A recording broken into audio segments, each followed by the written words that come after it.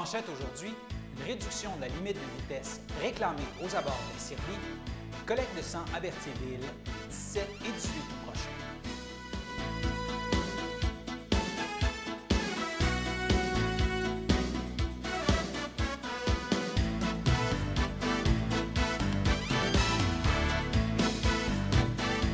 Bonjour Mesdames, Messieurs, mon nom est François Robert et bienvenue à votre bulletin d'information régionale du vendredi 24 juillet. Alors, c'était au tour de la municipalité de Sainte-Élisabeth de déposer son bilan financier pour la dernière année fiscale lors de sa plus récente assemblée. Le maire Louis Bérard a commenté ce bilan lors de notre dernier entretien par vidéoconférence. On écoute ses commentaires. En 2019, l'excédent du fonctionnement de l'exercice, c'était un montant de 209 165 qui est resté en surplus. C'était une année 2019 qu'on pourrait dire un bel exercice financier. Là. Ça a bien été dans l'ensemble. On était très proche de notre budget qu'on avait déclaré à ce moment-là, à ce niveau-là. Il n'y avait pas eu de problématique dans l'année non plus comme telle là, qui nous a amené à faire des frais ou des travaux là, extraordinaires, comme on dit.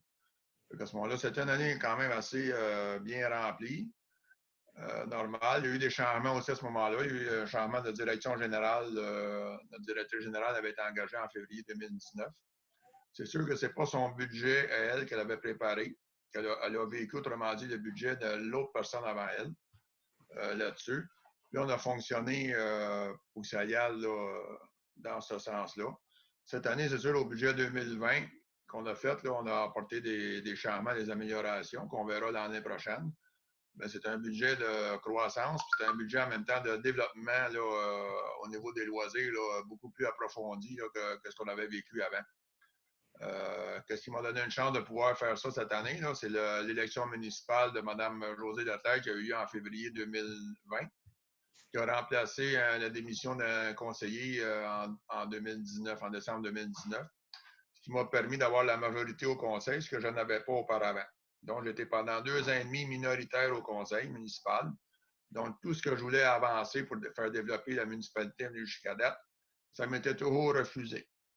Fait que là, en ayant eu un changement au niveau du conseil, puis que là, à ce moment-là, on a la majorité, on est capable de développer, de faire avancer les projets là-dessus, sans aller endetter ou faire des emprunts spéciaux là, pour la municipalité. Là. Donc, les citoyens, à date, ne sont pas taxés en plus, c'est juste une question de gestion. On est capable de faire comme présentement, on fait des jeux d'eau. Les jeux d'eau qu'on est en train de construire, donc la fin de la construction devrait être pour les vacances de la construction, qui s'en vient cet été. À ce moment-là, on a été chercher des subventions. Le coût net final prévu au budget était de 14 000 à la municipalité seulement, sur un projet quand même là, qui est au-dessus de 150 000 là-dessus. Fait qu'on a quand même été capable d'aller chercher beaucoup de subventions de plusieurs organismes et aussi de la TEC, la fameuse taxe d'essence qui nous est retournée par le gouvernement. Là. Il y a une partie là-dessus qu'on en prend aussi. Pour finalement ne pas endetter la population et offrir des nouveaux jeux. D'ailleurs, l'an prochain, il est prévu aussi éventuellement de continuer à travailler dans ce sens-là pour améliorer notre PAC pour que les jeunes puissent s'amuser davantage, parce que là, on n'avait rien pour les enfants de 8 ans et plus, pour les faire qu'ils s'amusent. Fait que là, on va travailler très fortement en 2021, excusez, pour qu'il y ait aussi d'autres amusements dans le parc qui vont se faire à ce moment-là aussi. Vous avez évoqué la dette là, à la fin des états financiers 2019. Vous avez été rendu avec une dette de combien? La dette, pour vous donner le chiffre exact, il faut que je trouve la bonne page, ça ne sera pas long. Donc, présentement, nous, on a 3 26 000 là, en financement, là, présentement à la municipalité. Je trouve ça quand même élevé, présentement, pour une petite municipalité comme nous. Là. Mais à date, c'est toutes des infrastructures qu'on a faites au niveau du réseau routier et des aqueducs qui sont là-dedans au fil des années. Reste que quand même, je trouve quand même que c'est sûr que c'est des coûts élevés, mais le taux de taxation est quand même très élevé à Sainte-Élisabeth. Il faut faire attention à ça dans les projets futurs là, pour ne pas non plus aller taxer davantage parce que moi, je trouve en tout cas que le taux d'imposition présentement, avec ce qu'on a vécu antérieurement à moi, c'est déjà très élevé. Là. Donc, on va essayer de gérer dans le futur, de développer, mais en essayant le plus possible de ne pas être pris là, à faire des emprunts là, pour des projets ou quoi que ce soit, si c'est possible de le faire. Alors maintenant, si on regarde un peu le nouveau portrait de la situation pandémique au Québec, à l'échelle provinciale, la santé publique parle maintenant de 5 633 décès reliés à la COVID-19, soit un de plus que la veille, et la santé publique signale aussi 163 nouveaux cas. Et en ce moment au Québec, il y aurait 220 personnes hospitalisées en raison du coronavirus. C'est une personne de moins qu'hier et 12 personnes se retrouvent aux soins intensifs à cause de la COVID-19. C'est 2 de moins qu'hier. La région de la Naudière compte maintenant 4 441 tests positifs à la COVID-19, c'est 6 de plus qu'hier, et au cours des derniers jours, plusieurs des nouveaux cas dans la région de la Naudière proviennent de la MRC de Joliette. En fait, la MRC de Joliette est désormais la deuxième MRC avec le plus de cas actifs dans la région de la Naudière après la MRC des Moulins. Et rappelons que depuis le début de la crise, la MRC de l'Assomption a presque toujours compté plus de cas actifs que la MRC de Joliette. Alors, une preuve de plus que la prudence est de mise si on ne veut pas voir une recrudescence du nombre de cas dans une région. On reste dans le domaine de la santé. Tel qu'indiqué en manchette, là, il y a une collecte de sang qui aura lieu à Berthierville les 17 et 18 août prochains. Et durant cette période de pandémie, les besoins en matière de dons de sang chez Héma Québec demeurent importants. Selon Héma Québec, là, il y a 1000 dons de sang qui sont nécessaires chaque jour afin de garantir un niveau de réserve là, qui est optimal. Et c'est le cas en temps normal, tout comme en contexte de pandémie. Héma Québec demande aux donneurs de sang d'être nombreux au rendez-vous cet été et il y a de nombreuses mesures de sécurité qui sont déployées sur l'ensemble des sites de collecte pour rendre le don de sang sécuritaire même en période de pandémie. Par exemple, là, il y a des contrôles de l'accès aux sites de collecte avec prise de température des donneurs et des bénévoles affectés avant d'accéder au site. Il y a désinfection des écrans utilisés pour le questionnaire de qualification au don de sang, de même que des lits de prélèvement. Alors, tout ça est désinfecté.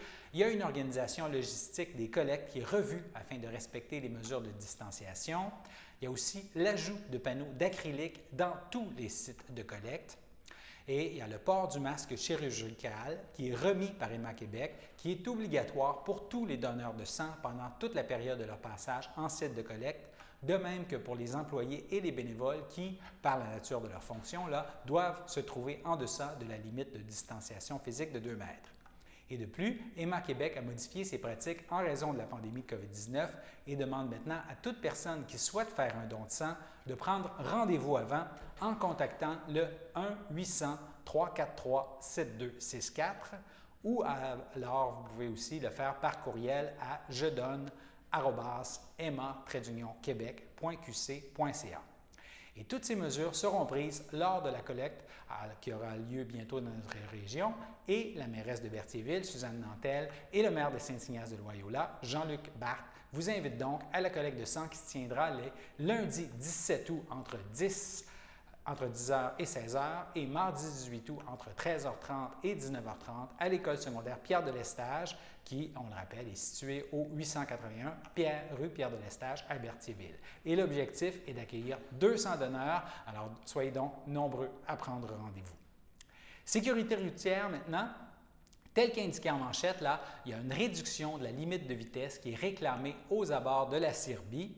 Et le ministère des Transports, responsable de la route 158, a été interpellé. C'est ce que précise la mairesse de l'Île-du-Pas, Marie-Pierre Aubuchon, qui a entrepris cette démarche conjointement avec l'administration municipale de Sainte-Geneviève-de-Berthier. On écoute les explications de Marie-Pierre Aubuchon.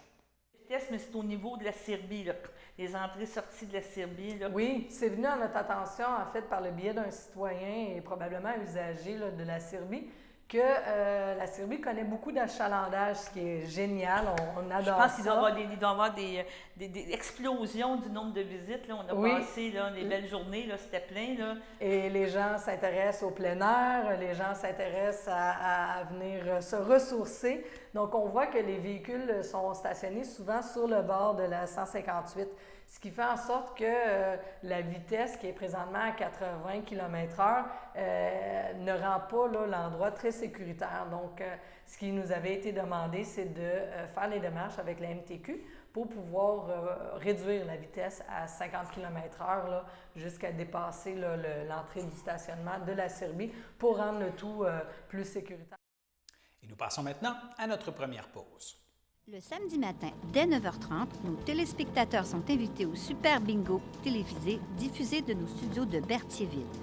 Depuis maintenant une vingtaine d'années, plusieurs adeptes de la télévision régionale se sont partagés un montant de 600 $ disponible chaque semaine lors de cette joute de bingo télévisé. Un animateur et 3 bénévoles se succèdent à la caméra dans le but de vous faire passer une petite heure agréable et payante le samedi matin.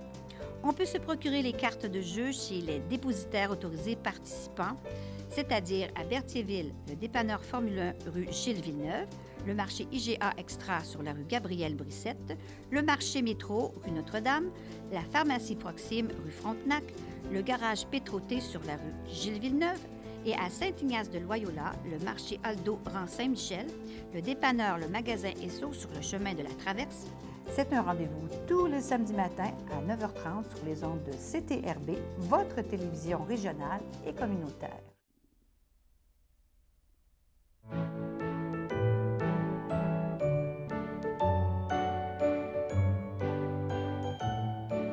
Alors, au chapitre des anniversaires pour ce vendredi 24 juillet, la FADOC de l'Île-du-Pas souhaite un joyeux anniversaire à Denise Bilodeau-Morel.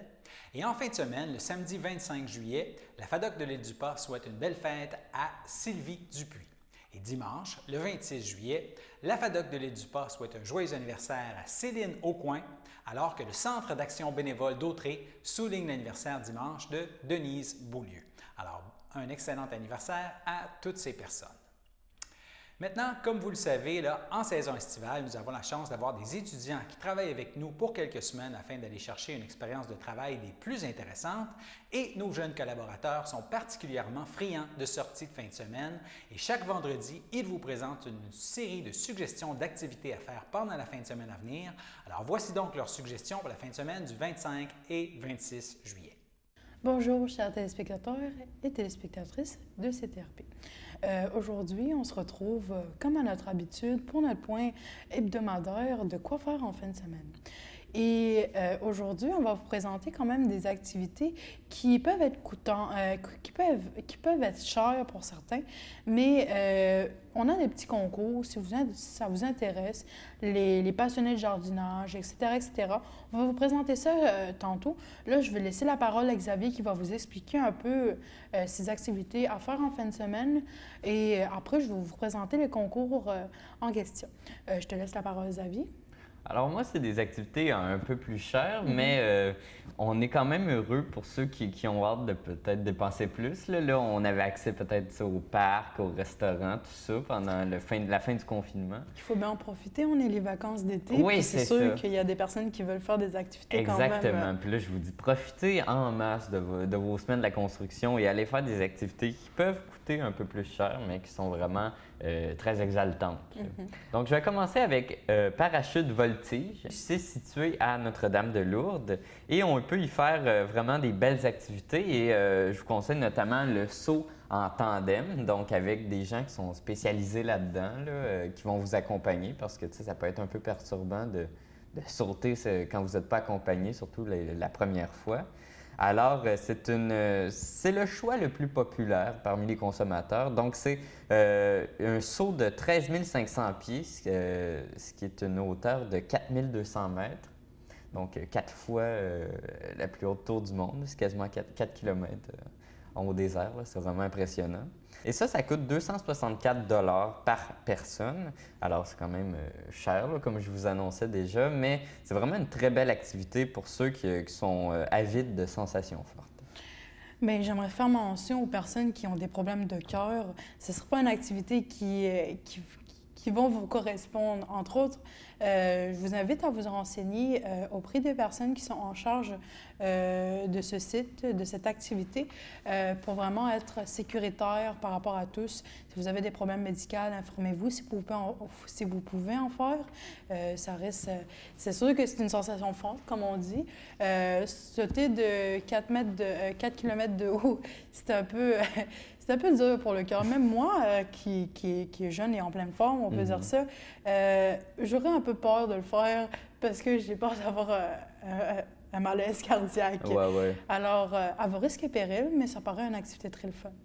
Oui, et puis aussi, il faut faire attention pour le poids. Là. Tu sais, on avait parlé d'Arbraska, là, juste une petite activité, des fois, il y a des limites de poids. Donc, je vous conseille de vous informer sur ces petits détails techniques. Vous allez pouvoir appeler au numéro ci-dessous, le 450-752-0385. Je répète, le 450-752-0385. C'est pas mal ça pour l'activité haute voltige. Maintenant, est-ce que tu as quelque chose d'autre à enchaîner ou je peux enchaîner sur les concours? Mais en fait, ben là, j'ai pas fini parce qu'il Vas-y, y a vas-y. vraiment d'autres options qui sont disponibles. Là, je parlais du saut en tandem, mais il y a des sauts d'une distance un peu plus réduite. OK. Donc, je vais vous dire ça, c'est 9000 pieds et ce qui est l'équivalent de 2800 mètres. OK. Donc, c'est une petite différence, là, mais ça change beaucoup parce que là, vous ne sentirez pas l'expérience de chute libre. OK. Ça va être très différent. Ça va vraiment être un saut uniquement. Il n'y aura pas d'expérience vraiment... comment dire bien ça? Je sais pas, je ne suis pas un spécialiste. Là. Mais non, attends. Mais l'expérience va vraiment être différente là, selon l'un ou l'autre. Donc, Mais j'imagine si tu sautes d'une hauteur plus haute, la pression sera différente. Là. oui, exactement. C'est sûr que la pression va être plus haute si jamais tu descends de plus haut. Tu sais, c'est comme un peu logique. Puis, est-ce que tout le monde est capable de faire une activité Ouais, c'est à ça. haute pression? C'est vraiment, tu sais, ça dépend des personnes. Là. Si vraiment votre thrill, c'est les grosses sensations fortes, bien, je vous conseille de faire le plus haut possible, là, naturellement. Mais c'est plus cher, donc 264 $ le gros saut, comme je parlais. Mais pour un saut normal, c'est 240 $. Mais c'est pour une différence de 20 $ des fois, si c'est un challenge qui vous intéresse, là, je vous le conseille vraiment. Et si vous voulez prendre un selfie en vol avec votre instructeur, là, ce qui peut intéresser certaines personnes, c'est 69 $. Donc, prend une photo, l'instituteur. Et si vous avez le goût qu'un photographe vraiment prenne des photos et des vidéos avec vous, c'est 110 $ et il vous accompagne, lui aussi, il fait le saut avec vous. Donc, ça peut être intéressant pour certaines personnes qui veulent garder une belle expérience de tout ça. La plage de Saint-Gabriel. Je sais que je vous ai parlé de la plage de Saint-Gabriel en début d'été. C'est sûr que je fais un petit piqûre de rappel, comme ça va être le cas pour le projet Réalisart, qu'on avait mentionné il y a une semaine et demie environ. Enfin, une semaine, 2 semaines environ. Je vais faire un petit piqûre de rappel concernant cette plage. La plage de Saint-Gabriel est une plage relativement belle. Sérieux, vous allez pouvoir voir, moi qui ai déjà allé personnellement, vous allez pouvoir voir un panorama magnifique avec la chaîne de montagnes qui vraiment enrobe tout le lac et vous allez pouvoir faire des activités comme le kayak, le paddle, aussi, oui, le paddle, le kayak, si vous avez un bateau, il y a un quai, vous allez pouvoir aller faire du sidou. Ça intéresse des personnes. Vous allez pouvoir vous stationner, qui va coûter 10 $ le stationnement. Si ça ne vous intéresse pas de payer un stationnement, pour la plupart des gens, je vous conseille d'aller dans les petites rues qui sont pas loin. Ça ne coûte rien, c'est pas loin. Peut-être que ça va vous prendre 5 minutes de marche, mais à la place de payer 10 $, si ça ne vous intéresse pas de payer, ça peut être une activité totalement gratuite. Je pense que cette fin de semaine, il y aura pas mal de personnes à la plage avec les risques de chaleur qu'on va avoir. Mais la distanciation sociale est pas mal présente. Moi qui a fait l'expérience, j'ai vu que c'était relativement correct. Vous allez pouvoir, si vous êtes un peu plus peureux de la COVID ou si vous voulez vraiment être dans les normes, vous allez pouvoir mettre un masque, même si c'est un peu étrange, on va dire ça de même, de mettre un masque sur la plage. C'est votre choix et vous êtes en tout droit de le faire. Il y a des restrictions. Les chiens ne sont pas permis. Les contenants vides, interdiction de fumer que ce soit une cigarette ou du cannabis sur le terrain. Vous ne pouvez pas fumer devant la plage, mais il y a des places réservées pour les fumeurs. C'est pas très loin, c'est à 2-3 minutes de l'emplacement où vous allez vous situer. Le numéro de téléphone, c'est pas nécessaire. Comme je vous ai dit, généralement, vous allez pouvoir y aller en toute quiétude. Il n'y aura pas de problème. Mais si vous voulez vraiment vous renseigner ou réserver un stationnement, je n'ai jamais réservé un stationnement, alors je ne peux pas savoir, je vous donne quand même le numéro de téléphone. C'est le 450-835-3494. Je répète, le 450-835-3494 et le poste, c'est le 600. Maintenant, on va passer au club de golf de Berthier et Joliette. Donc, deux beaux clubs de golf. Et je vous annonce dès maintenant que si vous n'êtes pas un habitué, bien, ils vont être quand même ravis de vous accueillir. Il y a des restaurants là-bas aussi, naturellement. Et on peut y aller une journée, puis il n'y a pas d'engagement précis à y avoir. Alors, le club de golf, donc, je vais vous informer des tarifs si vous êtes intéressé. Donc, pour le vendredi et dimanche, avant 8 h, c'est 49 $ à Joliette, naturellement. Entre 8 et 13 h, 52 $ et après 13 h, 49 $ À Berthier, à Berthier, avant 9 h, c'est 40 $ De 9 à 12 h, c'est 45 $ De 12 à 15 h, c'est 30 $ et en soirée, c'est 20 $. On refait mention que si vous êtes intéressé à apprendre comment faire vraiment du golf, comment vous initier à cette pratique, on vous invite, moi et Xavier, à vous renseigner au numéro de téléphone et appeler pour pouvoir réserver, mettons, un coach, quelqu'un qui va pouvoir vous guider pas à pas dans votre apprentissage concernant le golf. Oui. Peut-être qu'un jour, vous allez pouvoir devenir le nouveau Tiger Woods.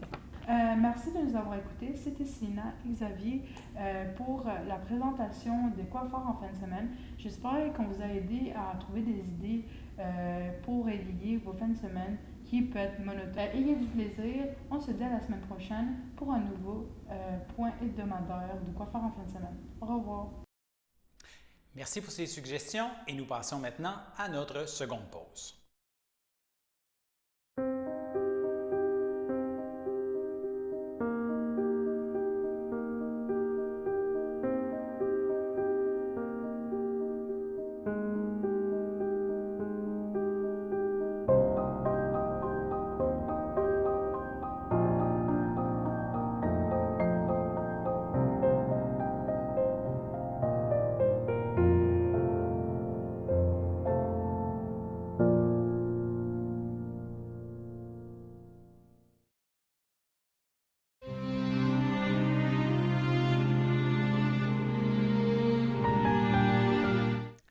Comme vous le savez, les services pour certaines personnes décédées au début de la crise de la COVID-19 ont débuté. C'est le cas notamment pour France Sylvestre, décédée au CHDL de Saint-Charles-Borromée le 8 avril dernier, à l'âge de 54 ans.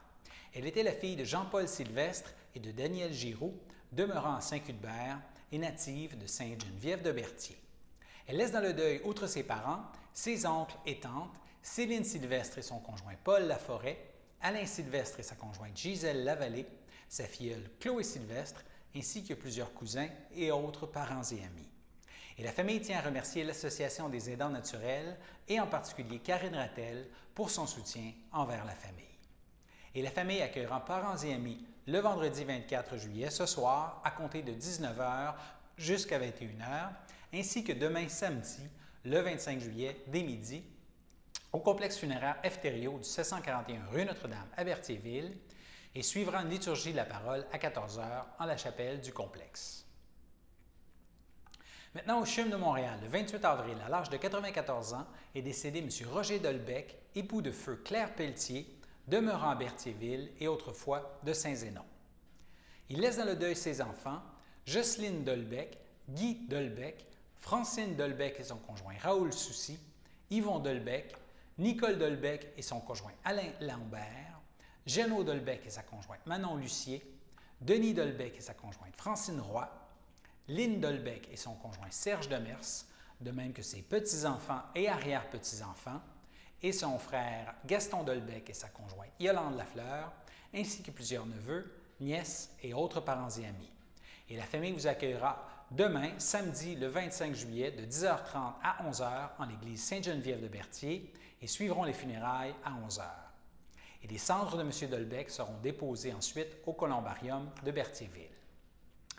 Et au centre hospitalier Pierre Le Gardeur, le 19 avril, à l'aube de ses 76 ans, est décédée Mme Louise Lontin, demeurant à Saint-Gabriel de Brandon. Lui ont précédé sa sœur Gisèle et ses frères Jean-Guy et Gilles.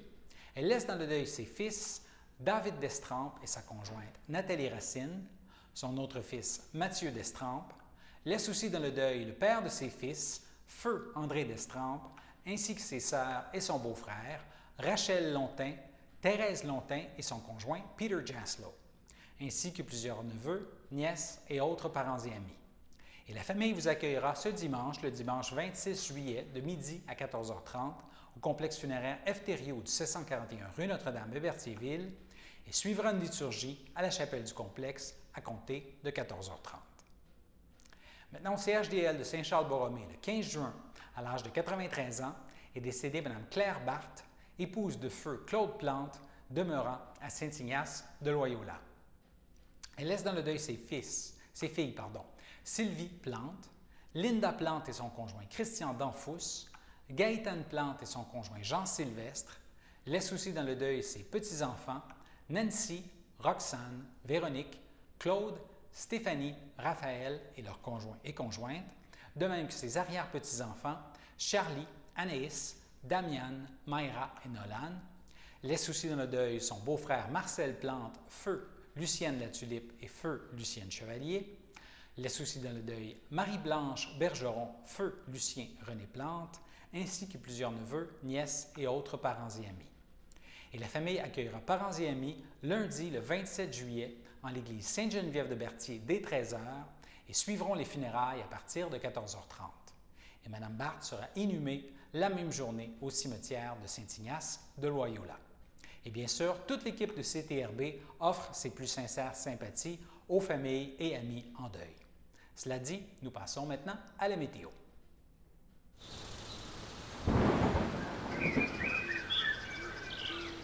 Bonjour chers téléspectateurs de CTRB, c'est Sylvina qui vous parle aujourd'hui. Excusez-moi pour mon absence ces 2 derniers jours, c'est Texa qui m'a remplacée. Et là, je suis de nouveau en votre présence pour vous présenter la météo. Aujourd'hui, en ce vendredi, ce sera ensoleillé avec des passages nuageux. Il fera 30 degrés avec un ressenti de 36. Ensuite, pour le vendredi soir, il y aura des passages nuageux. Il fera 25 degrés avec un ressenti de 31. Une continuité concernant les passages nuageux dans le vendredi nuit. Il fera 16 degrés avec un ressenti de 16. Ensuite, pour le samedi matin, le ciel sera variable. Il fera 20 degrés avec un ressenti de 21. En après-midi, une continuité, ciel variable comme d'habitude.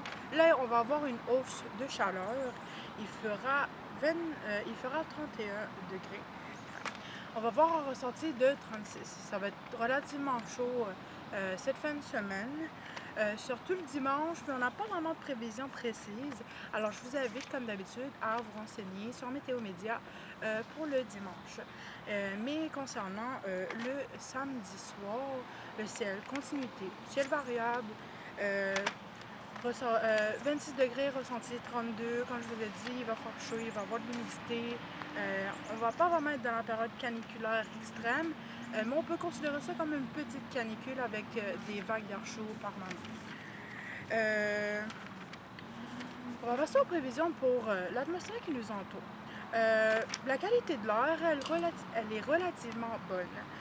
Pour les UV, comme il y aura des passages nuageux, le ciel sera un peu plus couvert aujourd'hui. Les UV ne seront pas très présentes, ce sera bas. Concernant le pollen, ce sera modéré. J'espère que vous allez bien. Prenez soin de vous. C'était Sina de CTRB. Je vous dis à la prochaine pour un nouveau bulletin météo. Alors voilà, c'était vos informations sur les ondes de CTRB. Je prendrai quelques jours de congé la semaine prochaine. C'est mon collègue Xavier qui sera là pour vous informer et je vous retrouve au début du mois d'août. Excellente fin de semaine à tous.